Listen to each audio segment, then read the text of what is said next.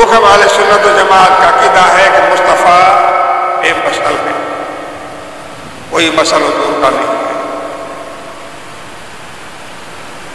حضور جیسا ماں پیدا ہی نہیں کر سکتی، نہ وہ بی بی آمنہ آئے گی کہ محمد علیہ السلام جیسا بچہ پیدا ہو، یہ ناممکن ہے۔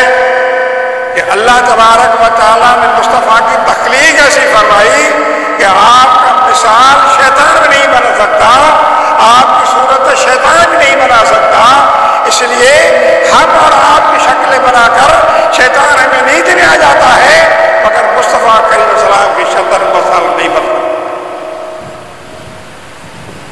اور ہمارا عقیدہ ہے حضور بے مثل۔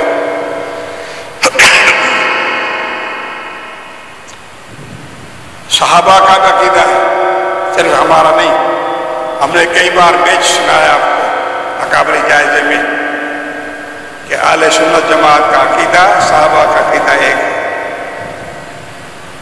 یہ بیچ میں ٹوک اصول کو بیچ میں آگے کلا مولوی پتہ نہیں کہاں سے پیدا ہو گئے، مگر حقیقت یہ ہے کہ اہل سنت جماعت کا عقیدہ نظریہ صحابہ سے ملتا ہے۔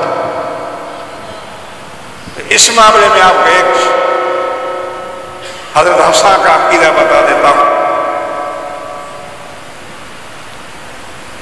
حضور کی محفل میں محفل لگائی حضور نے، اس فرمایا حضرت مجھے نعت سناؤ، حضور نے فرمایا مجھے نعت سناؤ۔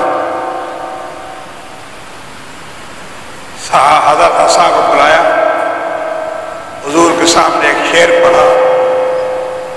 نعت تو بہت بڑی ہے مگر میں مطلب کی بات بتا رہا ہوں آپ کو۔ فرمایا خلقت مبرأ من کل عیب۔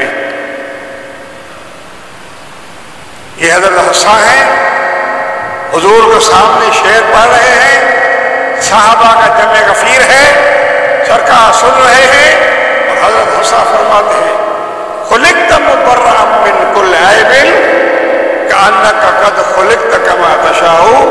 یا رسول اللہ، اللہ نے آپ کو ہر عیب سے پاک پیدا کیا ہے۔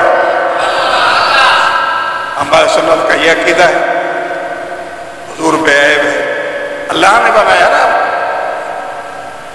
اگر کسی کا گھر جلتا ہے تو جلنے دو، مگر ہم تو حضور علیہ السلام جیسا کسی کو نہیں سمجھتے، اور پھر حضور علیہ السلام کو رب کریم نے بے عیب پیدا کیا۔